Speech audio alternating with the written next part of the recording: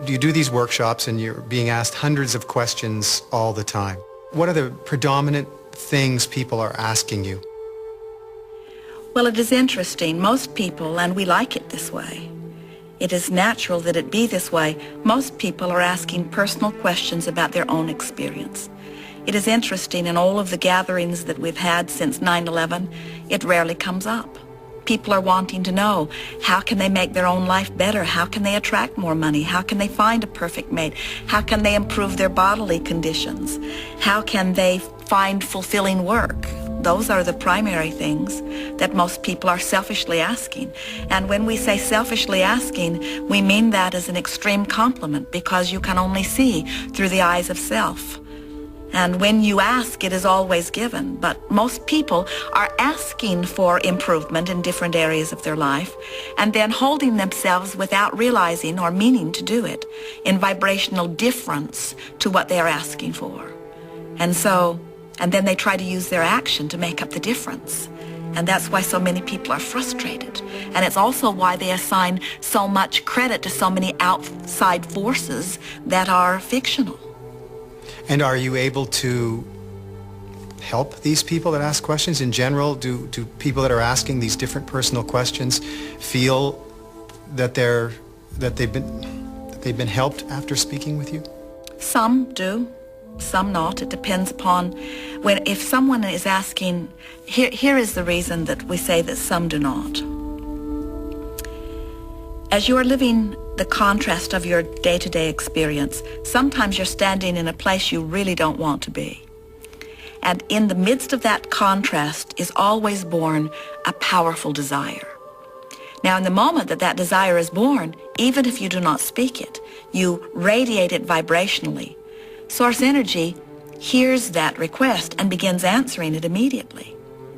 But so many humans standing in the place that they do not want to be. Even though they've launched the rocket of desire, they continue to talk about where they are, which is not the place that they want to be, often justifying why they need the answer to their prayer or why they need the fulfillment of the request from someone, not realizing that in every moment that they are continuing to beat the drum of what is going wrong, they are holding themselves vibrationally apart from what it is that they are wanting. So, if they are patient and willing to listen and willing to practice some of what we are offering, many of them discover that when they turn their attention to what they want and begin speaking of what they want and pretending that it is happening, or imagining that it is happening, or try to remember a time when something like it was happening, as they begin to achieve a vibrational essence with their desire, then the universe gives them the proof that they're seeking. The universe then yields to them what they're asking for. There are 3 steps, very simple steps. The first step to creating anything that you want. The first step is you must ask, but it doesn't mean you have to ask with words. You just have to be in a situation where desire radiates from you, which is every waking moment of every point of consciousness. You're asking constantly. So step 1 is taken care of automatically by your exposure to your contrasting life experience. Step 2 is not your work. Step 2 is Source will answer what you're asking for. Circumstances and events go immediately into place. All kinds of things begin to move. Heaven and earth moves to yield to you what you're asking for. Every time, no exceptions. Step 3 is really what our work is about. Step 3 is where you must now find somehow, some way to be a vibrational match to your own desire. So someone says, I want more money. And we say, and what would it be like if you had more money? And they often say, well, it's so hard to be without money. And we say, but what would it feel like to have more money?